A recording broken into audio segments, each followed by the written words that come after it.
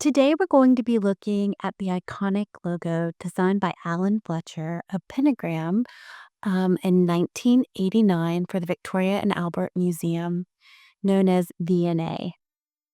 This logo features a variation of Bodoni type and the letters V and A and an ampersand. Let's take a look. There's an article that I recommend reading in Creative Review, and I will highlight a few quotes from that in this video.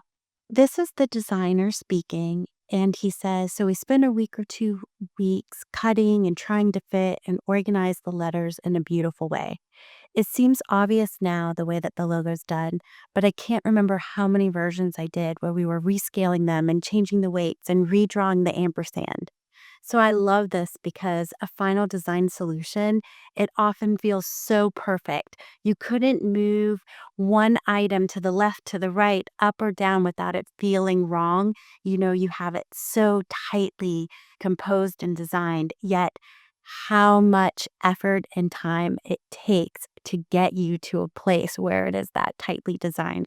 So knowing even the greats did iterations and iterations and iterations. Another great quote is talking about being inspired by Bodoni. And it says the Italian publisher FMR had recently published a facsimile edition of the original Bodoni typefaces. And Fletcher settled on using this for the project. Quote, I had to redraw that font for the banners. So the reason why this use of the V, of the ampersand, and the A looks a little bit different than any of the Bodoni versions that we have available to us stock from Adobe Fonts or anywhere else is because this was actually traced and hand-drawn from the original Bodonis. And so to keep that in mind that so many times our logotypes or our monograms, they actually have a hand-drawn element, even if their basis or their starting point is a known font. All right, and a few other things that I wanted to quickly show you. Let's see. So in AGI, you can see the font, and you can see it applied in a carpet, on a rug, on a uniform. And this is the article I was reading to you from. Another part I love is the solution for the final logo eventually came to Fletcher the morning of the day they were presenting the ideas to the museum. So I love that sometimes our brain just puts together everything we need when we have the pressure of a deadline. And the quote here is he literally did run in fresh from the shower at home and said, I suddenly realized the way we should do it, says Newark, and simply removed that leg of the A. The moment we did it, we could see that bit of the ampersand really forms the crossbar of the A, and it's all very tight and tidy. So again, I love when inspiration strikes, and sometimes it is, well, most often it is definitely when we are not sitting in front of a screen.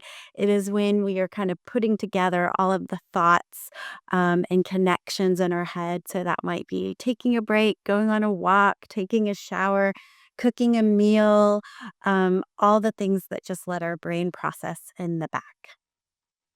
All right. And this monogram, as I said, it was created in 1989, and the museum has had other branding since then, and this logo has stayed intact.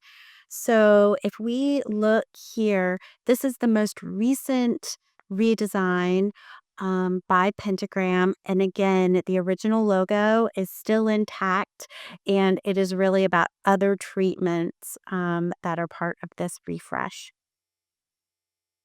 And there's also a marketing PDF that's on the museum's website, and it talks about the 2002 refresh.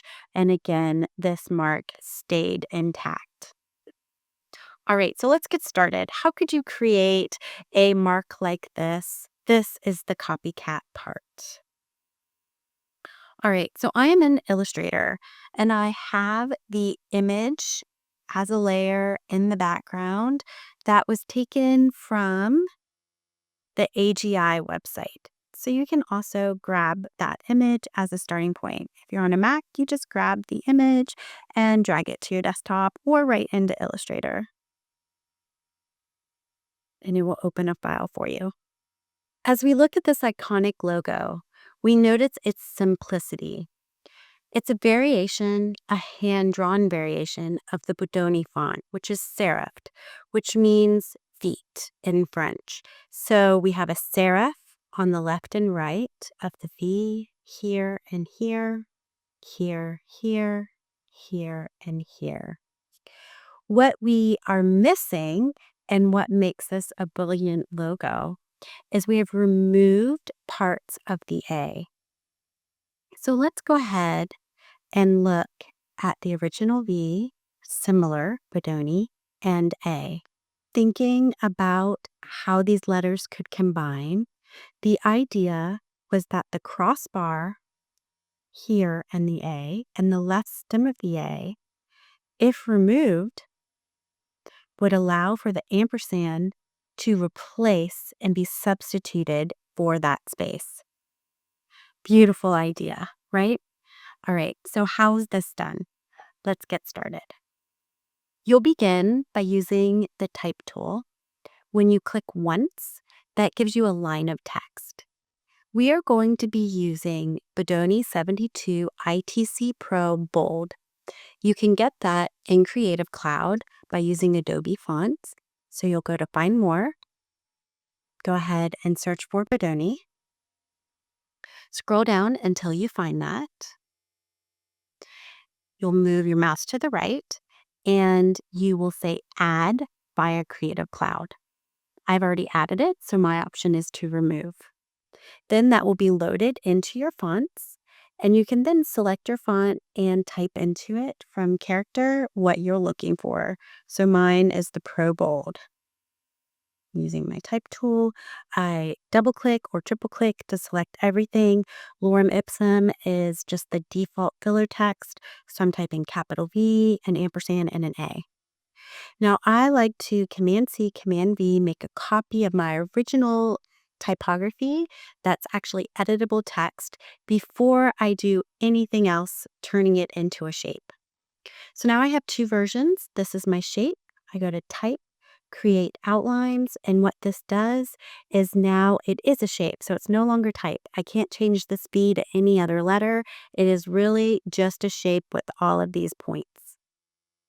Then I'm going to say Object, Ungroup, and that's going to allow me to move one by one my letters, kind of similar to how the logo is set up.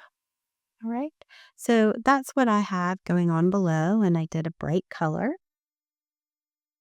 So I'm going to take my V, say Type, Create Outlines, my ampersand, Type, Create Outlines, and A. So the most important thing about making monograms or logotypes with your letters is you have to turn them into shapes first. So Create Outlines. All right, and I'm going to shift click my B and my ampersand. I can see they're highlighted over here in my layers because they have this blue box. I'm going to turn off their visibility and we're going to start with our A. So I'm going to zoom in. Basically, what we want to do is cut off this left part. And how we do that is we use a line. I'm going to click off of everything. I'm going to go back to my default, make my fill none, and grab my line tool. And I am going to draw a line as close as I can lined up. So if you're using a font which when you draw a line, it doesn't perfectly align, then what you need to do is use more than one line for your divide. So in this case, I'm going to be dividing down here.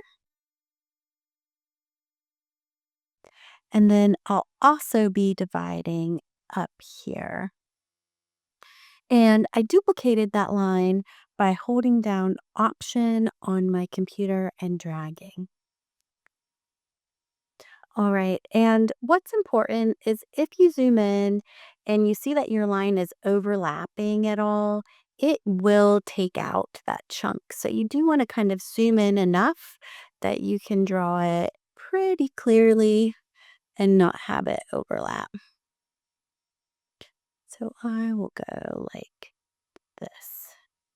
Okay, So once you have that done, you're going to select your lines and your shape and say Pathfinder Divide. What this should allow you to do is then use your white arrow, your direct select, and grab the shape. Pretty good. I deleted with my keyboard. Now I can come in and where I have any hooks, something like this, I can delete these kind of 4 unneeded shapes here. Okay, so I don't need that or that or that or that. And you might have counterform shapes that are still hanging out, and you can delete those too. So I'm deleting. All right, that looks pretty good. You can see if there's other shapes hanging out by doing outline. Got it. View preview. All right, beautiful. So that part works out pretty well. We have just the part of the A.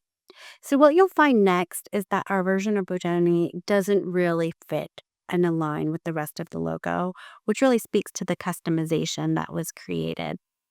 However, I'm going to block the background and show you how you could then size and place your B and ampersand or whatever letters you were using if you're just using this technique outside of this copycat kind of idea of how you would replace and substitute portions of a letter with another letter or symbol. All right, so I hope this is helpful and just another tool in your toolbox of how you can create really engaging logotypes. Happy designing. Thanks for watching this copycat video. I'd love to hear from you. Drop a comment about what you liked, what I can improve, or what topics you'd like me to cover next. Or, if you'd rather, take a moment to reflect and share the simple thought. What brought you joy today? Until next time, have a great day and happy designing.